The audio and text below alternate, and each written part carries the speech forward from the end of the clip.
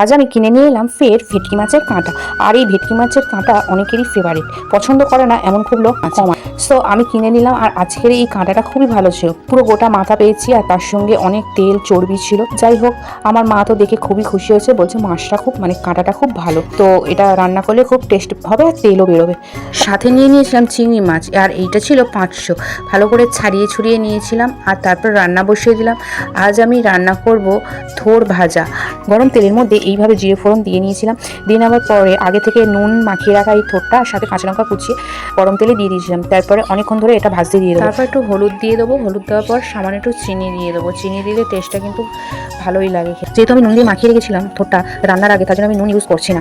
আর অবশ্যই ঢাকা দিয়ে ভাজতে হবে, তাহলে নরম হবে। আর উনুনের রান্না তো সবসময় ভালোই। আর এখানে থোড়টা আমি কতটা ভাজতে দিয়েছিলাম, আর এখন যখন ভাজাটা হয়ে গেছে তখন দেখছি একটুখানি হয়ে গেছে। ভাত খাওয়ার সময় ভাজাটা কিন্তু ভালোই লাগছিল, নুন নুন ঝাল ঝাল, একটু মিষ্টি মিষ্টি। তো চলো ভিডিও এখানে শেষ করলাম, টাটা।